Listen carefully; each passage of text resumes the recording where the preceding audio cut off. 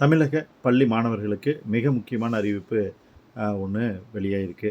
என்ன அப்படின்னு பார்த்தீங்கன்னா, இன்றைக்கு பள்ளி செல்லக்கூடிய பல லட்சம் மாணவர்கள் தமிழகத்தில் இருக்கக்கூடிய அரசு பேருந்துகளை பயன்படுத்தி பயணிக்கிறாங்க.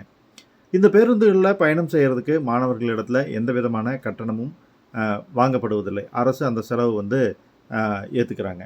இந்த சூழ்நிலையில் பள்ளிகள் தொடங்கும் போது பயணிக்கிறதுக்கான இலவச அட்டை வழங்கப்பட்டிருக்காது.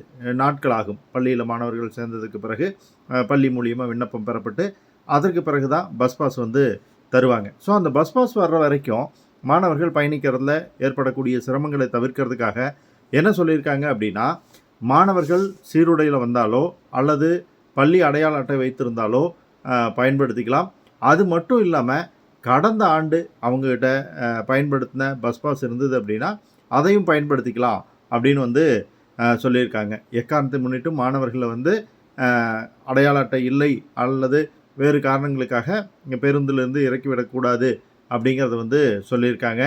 ஸோ மாணவர்களுக்கு இது மகிழ்ச்சியான செய்தி தான். ஏன்னா முதல் நாளே நம்ம கட்டணம் செலுத்தி போக வேண்டியிருக்குமோ அப்படிங்கிற கவலையில் இருப்பீங்க.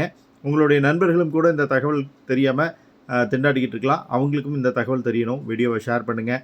ஸோ உங்களுக்கு இலவச பஸ் பாஸ் உடனடியாக இல்லாட்டியும் கூட நீங்கள் என்ன பண்ணலாம் அப்படின்னா, பேருந்தில் இலவசமாக பயணிக்கலாம். பள்ளி சீருடையும் பள்ளி அடையாள அட்டையும் பழைய பஸ் பாஸுமே போதுமானது. தகவலை மறக்காமல் ஃப்ரெண்ட்ஸுக்கு சேர்த்துருங்க.